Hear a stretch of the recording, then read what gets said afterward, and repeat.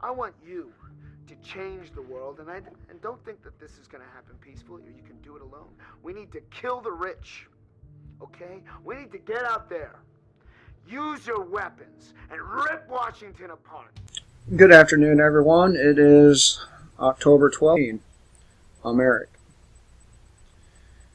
Americans are stuck in abusive relationships with power. This came out on the 9th, but since going through it, I think it's probably something people should hear. And we recently discovered, if it was not known before, that no amount of power can withstand the hatred of the many. Marcus Cicero. Americans are brought up to believe all sorts of myths about the country we call home. We're told our economy is a free market meritocracy governed by the rule of law. We're told our civil liberties enshrined in the Bill of Rights are inviolable and protected by the most powerful military in the world, a fighting force entrusted with the admirable and monumental task of defending freedoms at home and democracy and human rights abroad. We are told we exist in a system of self-government in which our votes matter and our voices heard. In practice, none of this is true. The fact of the matter is, American citizens in 2018 are just a nuisance for the real power players. Useful as consumers, but increasingly problematic as larger numbers start to ask questions about how things really work. For far too long, we've been ignorant and willing accomplices in our own bondage. This allowed the concentrated and unaccountable power that really calls the shots to go for broke in recent decades with unsurprisingly tragic results.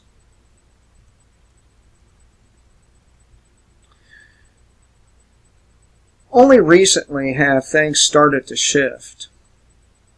Increased levels of barbarism abroad and corruption at home during the 21st century under both Republican and Democratic administrations have shaken many Americans from a long stupor.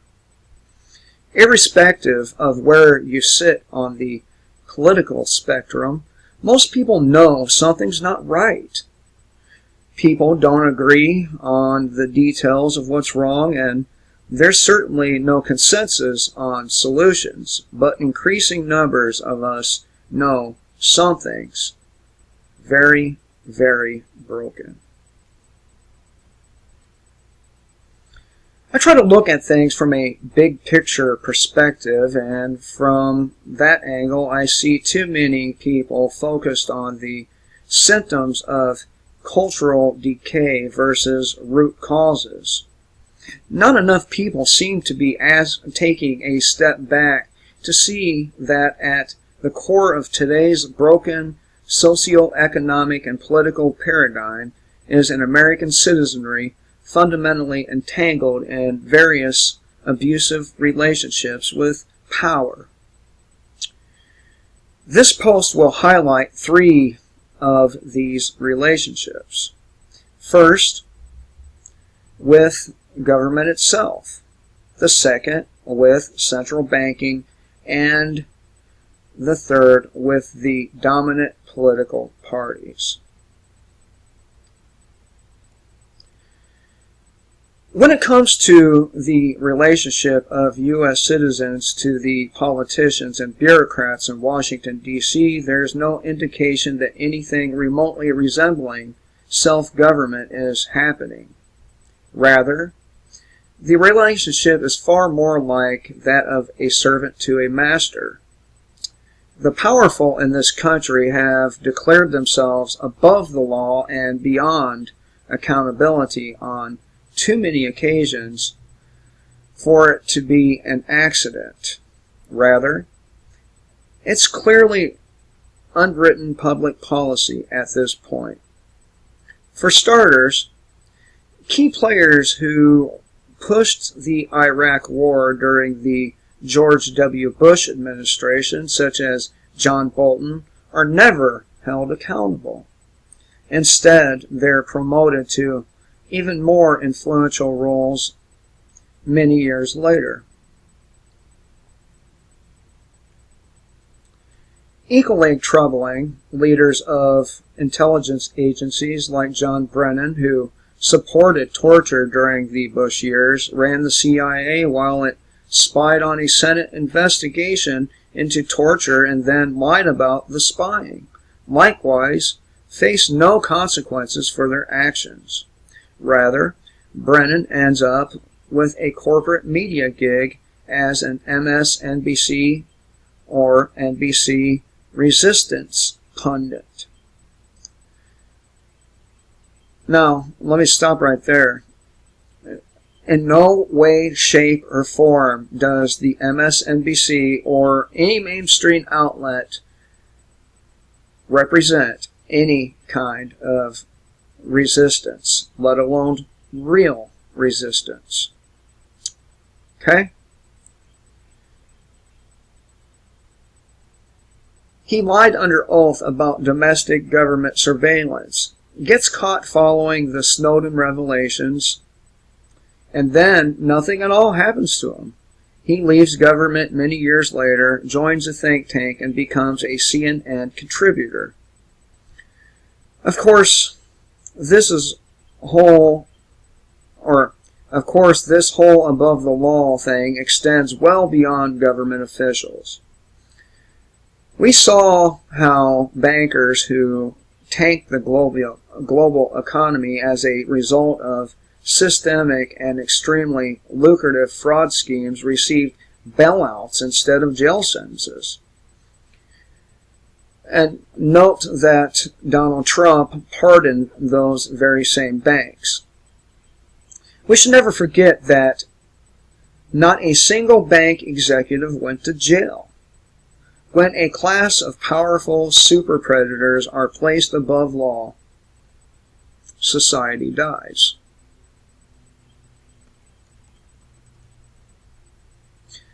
Now let's dig a little deeper into the economy. It's still a relatively underappreciated fact that the most powerful players commandeering and influencing the U.S. economy in a fashion similar to a communist are a collection of unelected central bankers.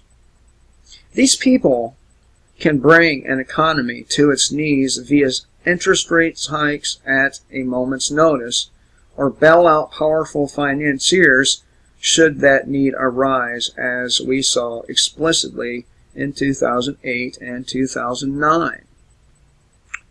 Moreover, what's most instructive about central bank policy is that it always seems to help connected speculators and Wall Street hooligans versus the general public. One thing you'll notice if you watch the Fed steer the economy over the course of its cycle is that it doesn't really get going with rate hikes until wage pressures emerge. In other words, once your average worker starts to get some leverage in the labor market, the Fed ends the party. The same thing's happening again right now.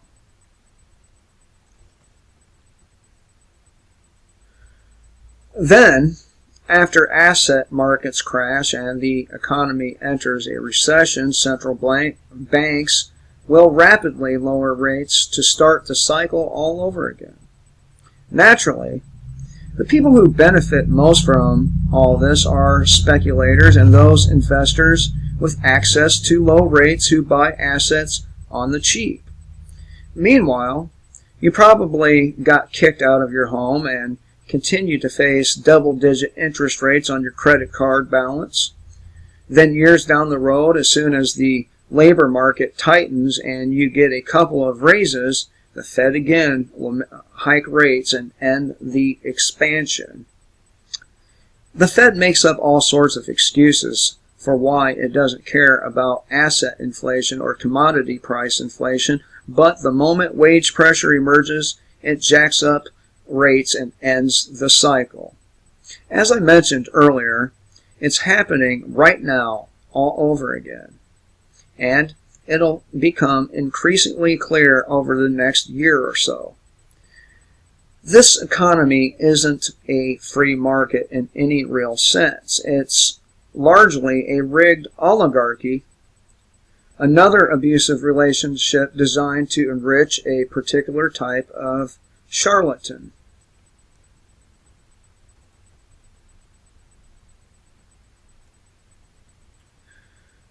Finally, I want to touch on America's dominant political parties.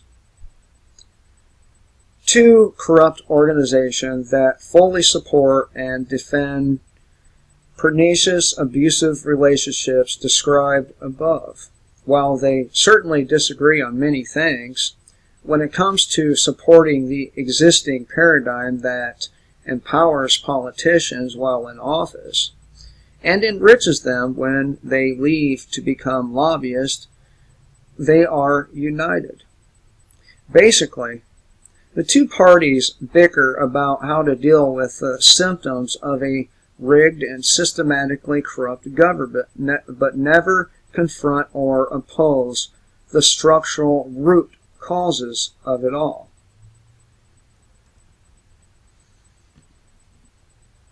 What's more incredible to me is how we continue to put up with this scam as a people. If you look over at Europe, the old political parties have been getting decimated at the polls. Political parties that barely had any support or didn't even exist a few years ago are surging ahead, in some cases taking power. Meanwhile, we Americans are still playing footsie with the Democrats and Republicans. At least Trump was able to overcome establishment opposition and get the GOP nomination. Bernie Sanders was not so lucky, as his response to being the victim of a rigged primary has been to shepherd his supporters into the arms of the corrupt Democratic establishment that hates his guts. It's a genuine national embarrassment.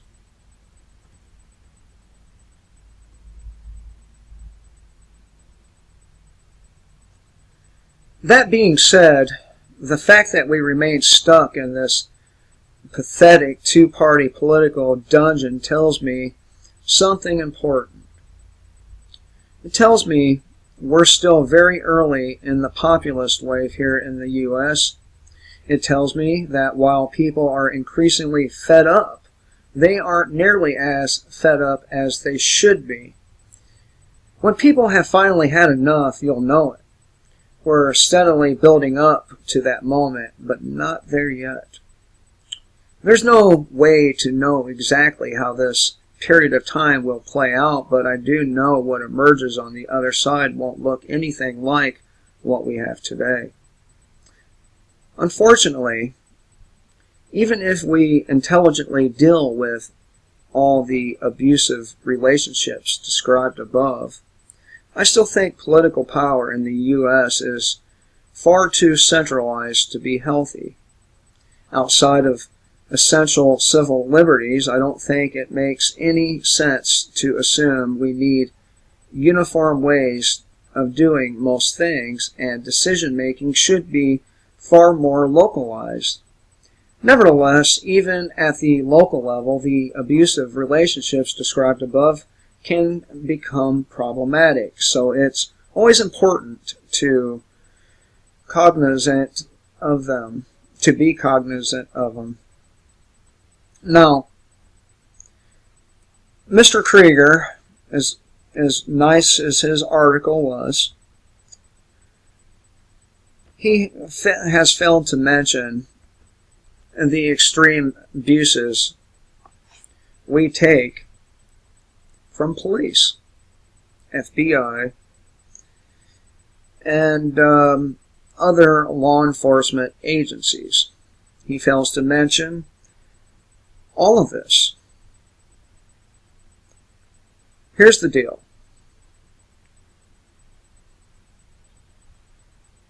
The pen, meaning the lawmakers,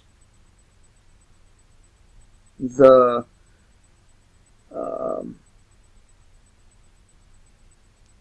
people who write regulations, they cannot exist without the sword. And this is one of the reasons I focus so heavily on police and law enforcement in general, because I understand that without the sword, the pen has no power. We are indeed stuck in a very abusive relationship with our government, and the only way to end it,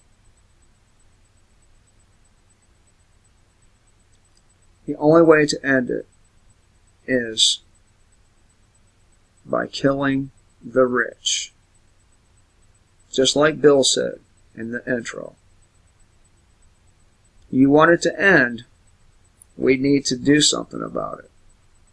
And it's just like the wife who stays with her abusive husband and tries to cling to that relationship and tries to make it better by begging him for mercy, just like we do.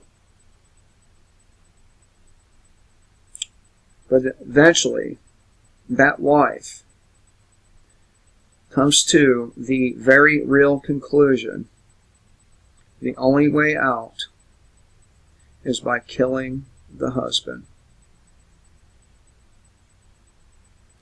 Anyway, I hope you all have a good day.